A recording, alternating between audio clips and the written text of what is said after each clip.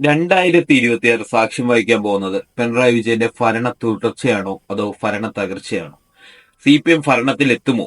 അതായത് ഇടതുപക്ഷം 2026 കേരളത്തിൽ അധികാരത്തിൽ വരുമോ അതോ UDF അധികാരം പിടിച്ചെടുക്കുമോ ഇടതുപക്ഷത്തിന്റെ കയ്യിൽ നിന്നും? ഇപ്പോൾ എല്ലാവർക്കും ഒരു സംശയമുണ്ട്. മാധ്യമങ്ങൾ ഒന്നടക്കം പറയുന്നു ഭരണവിരുദ്ധ വികാരമുണ്ട് എന്ന്. പല പല മാധ്യമങ്ങൾ പറയുന്നുണ്ട് കേരളത്തിൽ ഇനി ഇടതുപക്ഷം അധികാരത്തിൽ വരുത്തില്ല, കേരളത്തിൽ ഇനി UDF ആണ് ഭരിക്കാൻ പോകുന്നത്. വലതുപക്ഷ മാധ്യമങ്ങളുടെ അജണ്ട എന്ത് തന്നെയായിരുന്നാലും ജനങ്ങളുടെ മനസ്സിൽ കേരളത്തിലെ മുഖ്യമന്ത്രിയായ പിണറായി വിജയൻ ഒരു സ്ഥാനമുണ്ട്. അത് ഇനി സംഘപരിവാർ രാഷ്ട്രീയമാണെങ്കിലും കോൺഗ്രസ് രാഷ്ട്രീയമാണെങ്കിലും ശരി തന്നെ. പിണറായി വിജയനെ പറ്റി പറയുമ്പോൾ സാധാരണക്കാരായ ജനങ്ങൾക്ക് 100 നാവാണ്, വേറൊന്നുമല്ല. കൃത്യസമയത്ത് പെൻഷൻ കൊടുക്കുന്ന ഒരു വ്യക്തി എന്ന നിലയിൽ തന്നെ നമുക്ക് പറഞ്ഞു തുടങ്ങാം. UDF ഭരണകാലത്ത് എത്ര മാസത്തെ പെൻഷൻ കുടിശ്ശിക ഉണ്ടായിരുന്നു? എത്ര രൂപയായിരുന്നു അന്ന് UDF കൊടുത്തുകൊണ്ടിരുന്ന പെൻഷൻ? ഇന്ന് അതല്ല അവസ്ഥ. പെൻഷൻ കൊടുക്കുന്നുണ്ട്, ഇടയ്ക്കിടയ്ക്ക് മുടക്കമുണ്ടെങ്കിലും ഒരുമിച്ച് കൊടുത്തു തീർക്കാൻ സർക്കാർ എപ്പോഴും ശ്രമിക്കുന്നുണ്ട്. പിന്നെ UDF ഭരണകാലത്ത് അവർ കൊട്ടിഘോഷിച്ചു കൊണ്ടുവന്ന പല പദ്ധതികളുണ്ട്. അതിൽ തന്നെ അവർ കൊണ്ടുവന്ന ഒരു പദ്ധതിയായിരുന്നു ഗെയിൽ പദ്ധതി. സ്വന്തം സഖ്യകക്ഷിയായ മുസ്ലിം ലീഗിൽ നിന്നും കടുത്ത എതിർപ്പുണ്ടായപ്പോൾ ആ പദ്ധതി UDF അവിടെ അങ്ങ് അവസാനിപ്പിച്ചു. ഗെയിലിന് ചരമഗീതവും പാടിക്കൊണ്ട് ഉമ്മൻചാണ്ടി സർക്കാർ അങ്ങ് പോയി.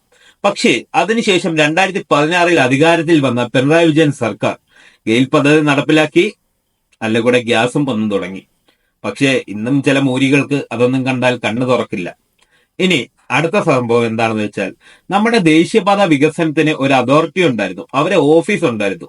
ഉമ്മൻചാണ്ടിയുടെ സർക്കാരിന്റെ ഭരണകാലത്ത് അവർ സ്ഥലം ഏറ്റെടുത്ത് തരണം സാർ നിങ്ങൾ എന്ന് പറഞ്ഞു വന്നു. ഉമ്മൻചാണ്ടി സർക്കാർ പറ്റത്തില്ല, ഞങ്ങൾക്ക് ഇവിടെ സോളാർ ഉണ്ട്, ഞങ്ങൾക്ക് ഇവിടെ മറ്റു പല വിഷയങ്ങളുണ്ട് എന്ന് പറഞ്ഞ് അവരങ്ങ് പോയി. അതിനുശേഷം വന്ന പിണറായി വിജയൻ സർക്കാർ വന്നപ്പോൾ പൂട്ടിപ്പോയ ഓഫീസ് തുറപ്പിക്കാൻ നിർബന്ധപൂർവ്വം നടപടിയെടുത്തത് പിണറായി വിജയൻ സർക്കാരാണ്.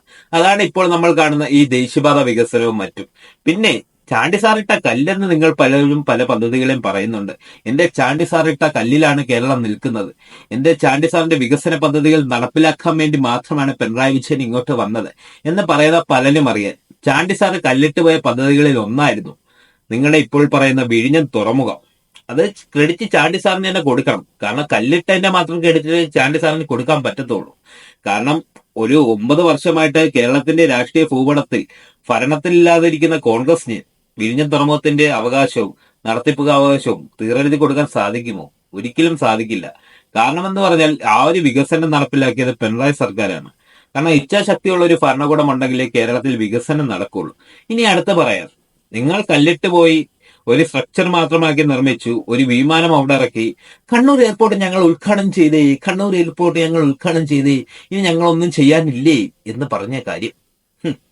കണ്ണൂർ എയർപോർട്ട് ഉദ്ഘാടനം ചെയ്തപ്പോൾ നമ്മൾ കണ്ടാണ് ഒരു സ്ട്രക്ചർ, മണ്ണിട്ട ഒരു വഴി, അവിടെ ഒരു വിമാനം വന്നിറങ്ങുന്നു, മുഖ്യമന്ത്രി ഉമ്മൻചാണ്ടി കൈവീശി കാണിച്ചിട്ട് യെസ് കണ്ണൂർ എയർപോർട്ട്.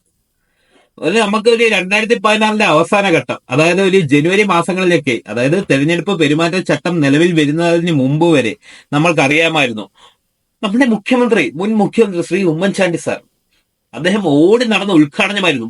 എന്തൊക്കെ പദ്ധതികളാണ് അദ്ദേഹം ഉദ്ഘാടനം ചെയ്തത്, എന്തൊക്കെ കല്ലാണ് അദ്ദേഹം ഇട്ടത് എന്ന് പോലും ആർക്കും അറിഞ്ഞൂടാ. കല്ലിടാൻ വേണ്ടി മാത്രം അദ്ദേഹം കിലോമീറ്ററുകൾ കാറിലൂടെ സഞ്ചരിച്ചു. അവസാനം ഹെലികോപ്റ്റർ വരെ വാടകയ്ക്കെടുത്താണ് അദ്ദേഹം കല്ലിടാൻ പോയത്. ആ കല്ലിടലുകളിൽ നമ്മൾ കണ്ടത് കേരളത്തിന്റെ വികസന ഭൂപടത്തിൽ വരാൻ പോകുന്ന മാറ്റങ്ങൾ തന്നെയായിരുന്നു എന്ന് ഞാൻ ഉറപ്പിച്ചു പറയുന്നു. പക്ഷെ ആ മാറ്റങ്ങൾ നടപ്പിലാക്കാനുള്ള അവകാശം ജനങ്ങൾ കൊടുത്തത് പിണറായി വിജയനും. അതുകൊണ്ട് തന്നെയാണ് കഴിഞ്ഞ വർഷം, അതായത് കഴിഞ്ഞ തവണ ഇലക്ഷൻ 2021 ഇലക്ഷൻ ടൈമിൽ ജനങ്ങൾ വീണ്ടും പിണറായി വിജയനെ അധികാരത്തിലേറ്റിയത്. അന്ന് നിങ്ങൾ മാധ്യമങ്ങൾ പറഞ്ഞിരുന്നു അദ്ദേഹം വീണ്ടും അധികാരത്തിൽ വരുത്തില്ല. അന്ന് എക്സിറ്റ് പോൾ ഫലങ്ങളിലൂടെ നിങ്ങൾ എഴുതി തള്ളിയിരുന്നു പിണറായി സർക്കാരിനെ. കൂടിപ്പോയാൽ ഒരു 40 സീറ്റ്, അതിനപ്പുറം ഇടതുപക്ഷത്തിന് കിട്ടത്തില്ല. കേരളത്തിൽ UDF തരംഗമാണ്, ശക്തമായ ഭരണവിരുദ്ധ വികാരമാണ് കേരളത്തിൽ നടക്കുന്നത്. ഒരിക്കലും ഇടതുപക്ഷ സർക്കാർ കേരളത്തിൽ അധികാരത്തിൽ വരുത്തില്ല എന്ന് നിങ്ങൾ പറഞ്ഞിരുന്നു മാധ്യമങ്ങൾ. പേരുകേട്ട കൊടുകുത്തിയ കൊമ്പന്മാരെ സാക്ഷ്യം വഹിച്ചുകൊണ്ടാണ് നിങ്ങൾ എക്സിറ്റ് പോൾ ഫലങ്ങൾ ഇട്ടത്. പക്ഷെ അതിനെല്ലാം കാറ്റിൽ പറത്തിക്കൊണ്ട് വൻ ഭൂരിപക്ഷത്തോടു കൂടി ഇടതുപക്ഷം അധികാരത്തിൽ വന്നു.